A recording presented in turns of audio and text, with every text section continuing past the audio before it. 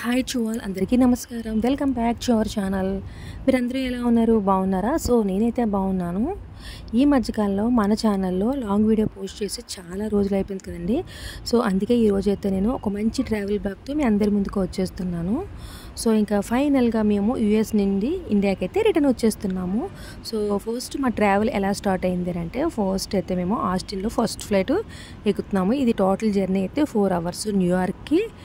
ఇక్కడ న్యూయార్క్లో మేము ఫ్లైట్ ఎక్కిన తర్వాత సెకండ్ ఫ్లైటు ఇది న్యూఢిల్లీ అనమాట. టోటల్ 14 hours జర్నీ ఇది. నెక్స్ట్ థర్డ్ ఫ్లైటు న్యూఢిల్లీ నుంచి వైజాగ్కి. సో ఇదండి మా జర్నీ మొత్తం. మా స్టార్టింగ్ ఆస్టిన్ నుంచి వైజాగ్ వరకు మా జర్నీని అంతా కూడా నేను వీడియో రూపంలో మీకు షేర్ చేస్తాను. వీడియోని మధ్యలో ఎక్కడ కూడా స్కిప్ చేయకుండా ఎండింగ్ వరకు చూడండి.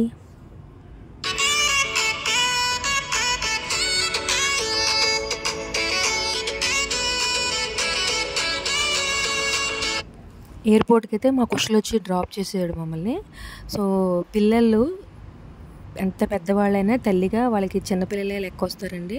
సో యూఎస్ నుంచి మేము ఇండియా నుంచి యూఎస్ వెళ్ళినా, పిల్లలు వెళ్ళినా, నేను వచ్చినా చాలా ఎమోషనల్ అవుతాను. ఎందుకంటే పిల్లల్ని 2 years 3 years చూడకుండా ఉండడం అనేది తల్లికి చాలా కష్టంగా ఉంటుంది. అది కొంతమంది పేరెంట్స్ ఇలా నాలా ఫేస్ చేస్తున్న వాళ్ళకే తెలుస్తుంది. అంటే కొంతమంది అనుకోవచ్చు ఏంటంటే వాళ్ళకేంటి యూఎస్లో ఉంటున్నారు పిల్లలు అంతా ఓకే హ్యాపీ అని అనుకోవచ్చు. కానీ చాలా ఉంటాయండి ప్రాబ్లమ్స్, చాలా ఫేస్ చేస్తాము. అన్నీ కూడా చాలా కష్టము అలా పిల్లల్ని వదిలి ఉండాలంటే. సో ఎప్పటికైనా పిల్లలు అనేది వెళ్తారు వాళ్ళ ఫ్యూచర్ మీద. కానీ ఒక నైట్ జర్నీ కాదు కదా, అమెరికా వెళ్ళాలంటే మినిమం 20 hours జర్నీ చేయాలి. సో హైదరాబాద్, బెంగళూరు, చెన్నై అనుకోండి, ఫ్లైట్లోనూ ఒక నైట్ ట్రైన్లోనూ జర్నీ చేసేస్తాము. అమెరికా అనేది చాలా దూరం అనమాట. నేను చూశాను కాబట్టి చెప్తున్నాను. 20 hours జర్నీ చేస్తే కానీ మనం పిల్లల దగ్గరికి అయితే వెళ్ళలేము, వాళ్ళు కూడా అంత బేగా రాలేరు. సో ఇదన్నమాట. సో ఫైనల్గా మేము ఎయిర్పోర్ట్కి అయితే రీచ్ అయిపోయాము. ఇది ఆస్టిన్ ఎయిర్పోర్ట్, చాలా పెద్దది, చాలా బాగుంటుంది. నేనైతే 2-3 times వచ్చాను కాబట్టి నాకు బాగా అలవాటు అయింది ఎయిర్పోర్ట్ అయితే.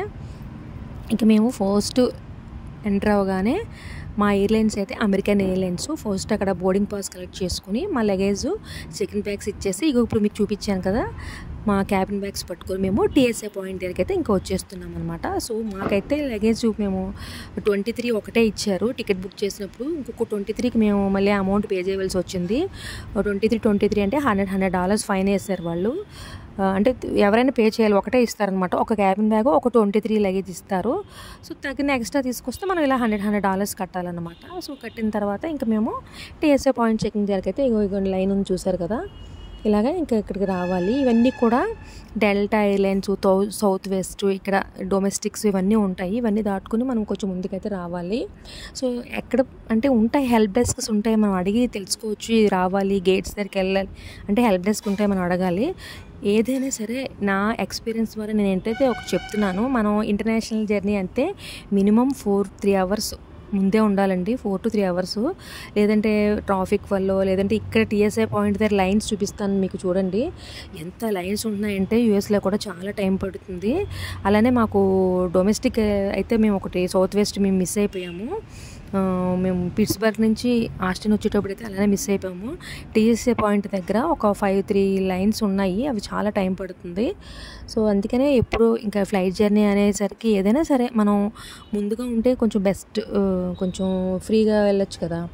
సో ఇక్కడ లైన్లో అయితే ఇంకా వెళ్తున్నాము టీఎస్ఐ పాయింట్ తెలిస్తే. నాకైతే చాలామంది ఇండియన్స్ అయితే కనిపించారండి.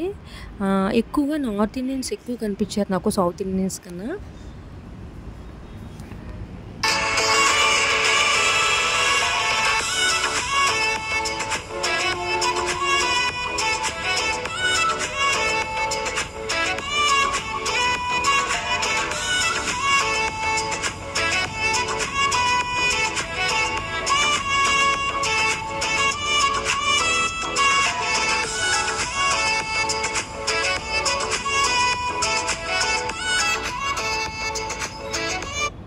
మేము యూఎస్కి ఫిబ్రవరిలో వచ్చాము కాబట్టి అక్కడ అప్పుడు క్లైమేట్ అయితే కూల్గా ఉంది. మేము రిటర్న్ అయ్యేసరికి జూలై కాబట్టి ఇంకా మాకు ఎండలు టెక్సస్లో కూడా చాలా ఎక్కువగానే ఉన్నాయి.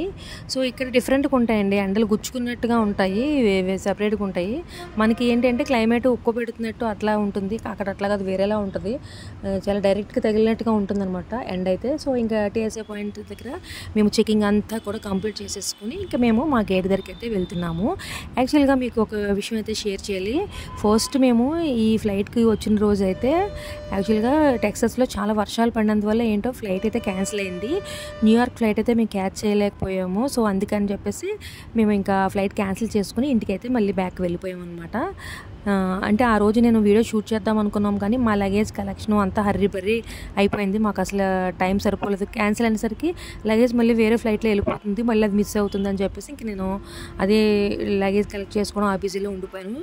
నెక్స్ట్ 3 days తర్వాత థర్డ్ డే అనమాట మళ్ళీ ఈ ఫ్లైట్కి అయితే మేము వస్తున్నాము. సేమ్ ఫ్లైట్, సేమ్ టైమింగ్స్ అనమాట. సో అది ఇది అమెరికన్ ఎయిర్లైన్స్.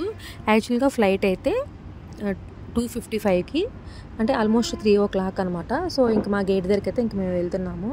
చాలా దూరం ఉంటాయండి గేట్స్ అవి. మనకి ఇచ్చిన బోర్డింగ్ పాస్ దాన్ని ఇచ్చిన దాన్ని బట్టి మనం చాలా దూరాలు అయితే నడవలసి ఉంటుంది. చాలామంది వెహికల్స్ పెడతారు, అలానే వీల్ చైర్స్ కూడా అరేంజ్ చేసుకుంటారు. సో ఇంక మేమైతే ఇంకా వీల్ చైర్ అది ఇంకా అరేంజ్ చేసుకోలేదంటే వాళ్ళు వస్తారో లేదా టైం పడుతుందో ఏంటో అని. ఇప్పుడు ఈ ఫస్ట్ ఫ్లైట్కి అయితే టైం ఉంది, కానీ మేము ఇక్కడ ఇప్పుడు ఆస్టిన్ నుంచి న్యూయార్క్ వెళ్తాం కదా, న్యూయార్క్ నుంచి ఇండియా వెళ్ళే ఫ్లైట్కి అయితే మాకు అస్సలు టైం అయితే 1 hour లేఓవర్ ఉంది. ఈ ఫ్లైట్ ఏమైనా లేట్ అయితే కనుక ఆ ఫ్లైట్ అయితే మేము మిస్ అయిపోతాము. అదే కొంచెం నేనైతే టెన్షన్ పడ్డాను బాగా ఈ ఫ్లైట్లో అయితే నేను. సో ఇక్కడ నేను యాక్చువల్గా మేము ఇందాక $100 కట్టానని చెప్పాను కదా లగేజ్కి. అక్కడ వాళ్ళు ఇంకో $20 ఎక్స్ట్రా తీసుకుని $14 నాకు కార్డులో ఇచ్చారనమాట. ఏమైనా మీరు ఎయిర్పోర్ట్లో కొనుక్కోవాలి, $6 ప్రాసెసింగ్ ఫీజు అని చెప్పేసి 120 పే చేస్తే. సో ఇంకా $14కి ఇక్కడ నేను చూశాను చికెన్ బర్గర్ ఏమైనా తీసుకుందామా అని చెప్పేసి. సో ఇంకా వెజ్ పిజ్జా తీసుకుందాము అని చెప్పేసి అంటే ఒక్క స్లైడ్ ఇచ్చాడండి నిజంగా $14. అదే బయట అయితే ఫుల్ పిజ్జా వస్తుంది, అంత కాస్ట్ ఇక్కడ ఎయిర్పోర్ట్లో. సో వీళ్ళందరూ కూడా ఇంకా ఫ్లైట్ కోసం వెయిట్ చేస్తున్న వాళ్ళే. చాలామంది ఇంకా ముందుగా వచ్చేసి ఇక్కడే ఫుడ్ తింటారు. ఇంకా రెస్టారెంట్లో అంతా ఫుడ్ తిని కొంచెం రిలాక్స్గా చాలామంది ముందైతే వస్తారు. చెప్పాను కదా పిజ్జా పీస్ తీసుకున్నానని చెప్పేసి, ఒక పీస్ తీసుకున్నాను. అది కూడా వెజ్ పిజ్జా అనమాట. ఇంక తినేసి ఇంక మా ఫ్లైట్కి అయితే ఇంకో 1/2 hour ఉంది టైము. సో ఇంకా మేము ముందుగా వచ్చామండి, చాలా ముందుగా వచ్చాము. ఈసారి వచ్చి మంచి పని చేసాము, చాలా ముందు వచ్చేసాము ఈ ఫ్లైట్కి అయితే.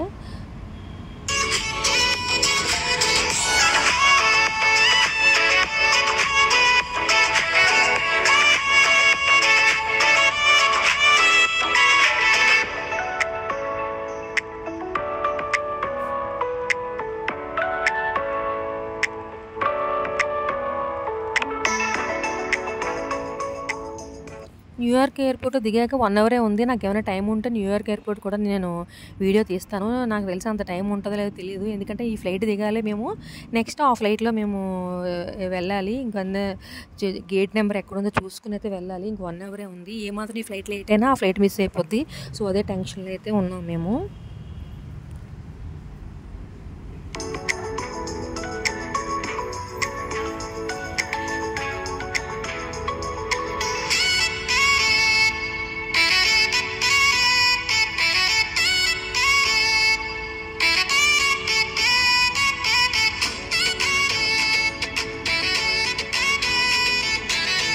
ఇది వెజ్ పిజ్జా పీసు బాగుంది, కాకపోతే చాలామంది ఇదే తెచ్చుకుని తింటున్నారనమాట. మన ఫుడ్ లాగా మొత్తం అందరూ మ్యాక్సిమం అందరూ ఇదే తెచ్చుకుని తిన్నారు ఎయిర్పోర్ట్లో అందరూ. అంటే ఒక 3 hours ముందు వచ్చేస్తారు కదా, ఇంకా టైం కూడా లేదు. ఇంటి దగ్గర కొంచెం ఫాస్ట్గా హరీబరీగా అయితే స్టార్ట్ అయ్యాము, ఇంకా సరిగ్గా ఫుడ్ కూడా తీసుకోలేదు.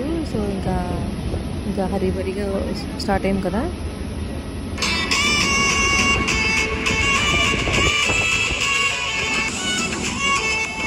ఇది మీ ఫస్ట్ ఫ్లైట్ ఎక్కింది మీకు షేర్ చేస్తున్నాను. Austin to New York first flight అనమాట ఇది. సో ఇది డొమెస్టిక్ కాబట్టి ఇలా ఉంది. ఇంటర్నేషనల్ అనేసరికి 3 rows ఉంటాయండి. ఫ్లైట్ కూడా చాలా పెద్దది ఉంటుంది. ఇది కొంచెం 2 rows ఉంటాయి, తెలుసు కదా, డొమెస్టిక్ చాలామంది తెలిసే ఉంటుంది. సో ఇంకా ఫస్ట్ అయితే ఇంక వాళ్ళు ఎక్స్ప్లెయిన్ చేస్తారు కదా ఫ్లైట్ స్టార్ట్ అయినప్పుడు.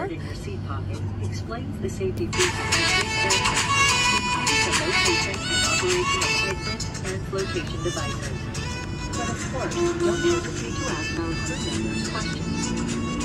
This airplane has 2 exit doors in the front, 4 window exits over the wings, and 2 exit doors in the back. Flight కూడా ఫుల్ అయిపోయిందండి ఇది కూడా చాలా. సో ఇంకా ఆస్టిన్ నుంచి స్టార్ట్ అయిపోతున్నాము.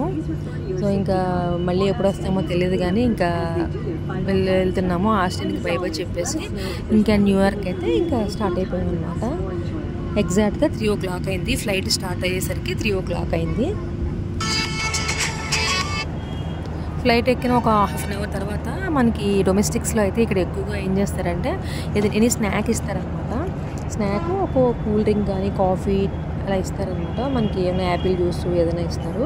సో నేనైతే ఒక బ్లాక్ కాఫీ తీసుకున్నాను. అలానే వచ్చిన వాళ్ళందరికీ సీట్స్లో ఉన్న వాళ్ళందరికీ ఒక బిస్కెట్ ప్యాకెట్లా ఇచ్చారు, చూపించాను కదా. మా హస్బెండ్ ఏమో డ్రింక్ తీసుకున్నారు, కోక్, డైట్ కోక్ తీసుకున్నారు. సో నేనైతే ఒక రస్కును అలానే బిస్కెట్, రస్క్ కాదు, చాలా బాగుంది టేస్ట్ అయితే. Biscuit and coffee, black coffee తీసుకున్నాను. సో ఇది చూపిస్తున్నాను చూడండి, వాష్రూమ్ దగ్గర అనమాట. ఇక్కడ నుంచి ఫ్లైట్ అంతా కొంచెం ముందుకు వచ్చిన తర్వాత టైం అయితే ఎగ్జాక్ట్గా 6:12 అయింది. సో ఇంకా మేము మా ఫ్లైట్ అయితే 8 o'clockకి. యాక్చువల్గా ఆస్టిన్ నుంచి న్యూయార్క్కి టైం 1 hour తేడా ఉంటుందండి. యూఎస్లోనే టైం కొన్ని ఏరియాస్లో ఈస్ట్ అమెరికన్ దాంట్లో అలా తేడా ఉంటాయి, 1 hour అలా తేడా ఉంటుంది. సో మా ఫ్లైట్